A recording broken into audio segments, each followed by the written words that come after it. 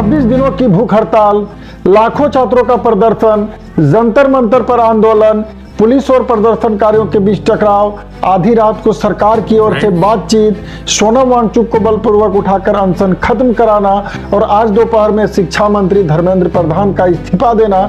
आखिर जब अंत में ये सब करना ही था तो शुरुआत में ही इस मसले पर विचार क्यों नहीं की गई।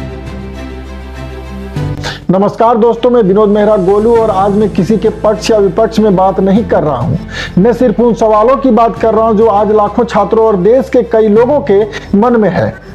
पिछले 26 दिनों में पूरे देश ने छात्रों का गुस्सा देखा, अभिभावकों की चिंता देखी, जंतर मंतर पर आंदोलन देखा, भूख हड़ताल देखी, पुलिस और प्रदर्शनकारियों के बीच तनाव देखा और आखिरकार सरकार की ओर से बातचीत और आश्वासन भी देखा।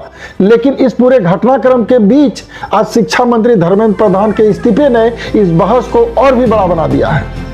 अब सवाल यह है कि अगर परीक्षा व्यवस्था में सुधार करना ही था और अगर छात्रों की बात सुननी ही थी तो फिर शुरुआत में ही क्यों नहीं सुना गया? क्या हालात इतने बिगड़ने देना जरूरी था? अगर समय रहते सरकार, छात्र और सभी संबंधित पक्ष एक साथ बैठकर समाधान निकालते तो शायद 26 दिन की भूख हड़ताल नहीं होती, शायद सड़कों पर इतना तनाव नहीं दिखता, शायद पुलिस और प्रदर्शनकारियों के बीच टकराव की तस्वीरें सामने नहीं आती और शायद आज शिक्षा मंत्री के इस्तीफे तक बात भी नहीं पहुंचती। मैं ये बिल्कुल नहीं कह रहा कि गलती सिर्फ एक तरफा थी। लोकतंत्र में आंदोलन भी जरूरी है और सरकार की जिम्मेदारी भी जरूरी है।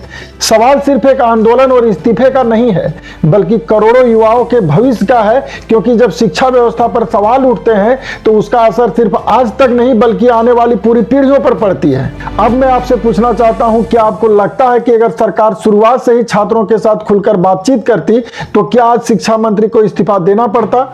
अपनी राय कमेंट बॉक्स में जरूर बताइएगा।